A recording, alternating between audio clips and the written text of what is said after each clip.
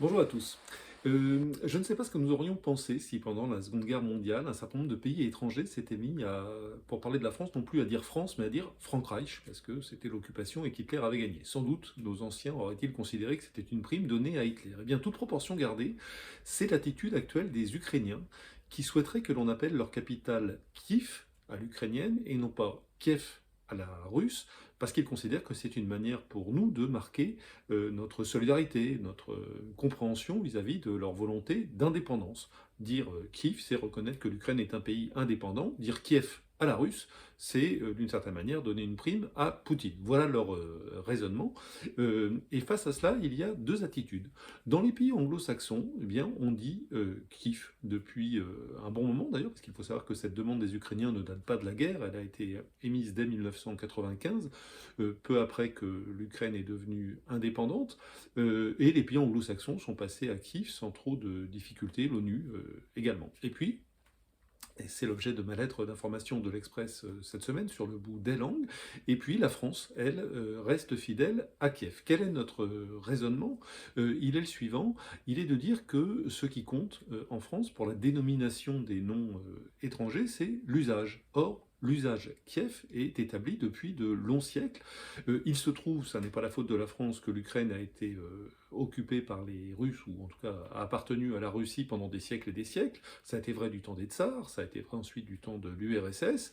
Les tsars, comme le régime soviétique, ont donné des noms russes aux villes qui étaient sous leur contrôle, donc les villes ukrainiennes, Kiev en l'occurrence, enfin Kiev s'est appelé Kiev, et du coup c'est comme ça que nous avons, nous, découvert cette ville d'une certaine manière, et c'est comme ça que l'usage s'est établi.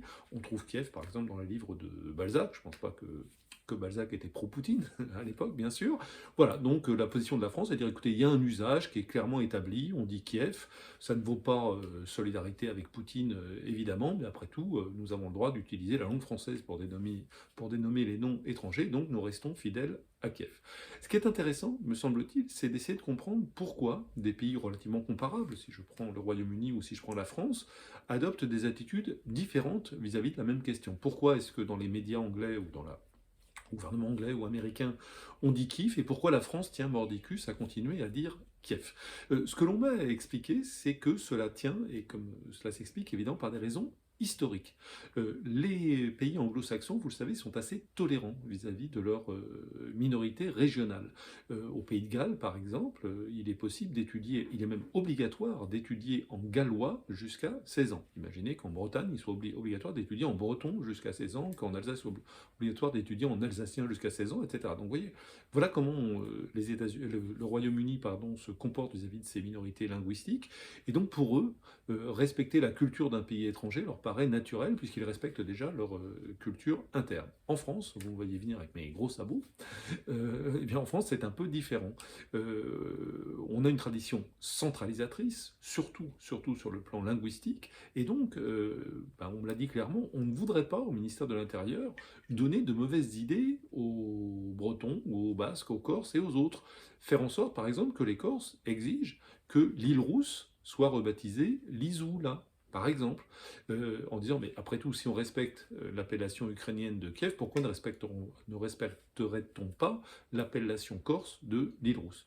Voilà le raisonnement de la France, et donc tout cela pour dire que c'est aussi pour des raisons internes que la France continuera à dire Kiev et non pas Kiev.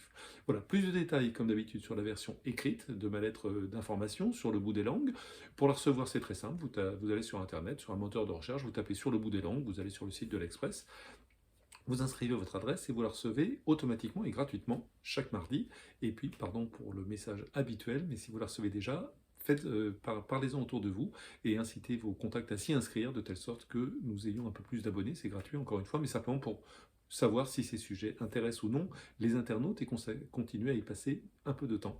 Je vous remercie et je vous dis à la semaine prochaine.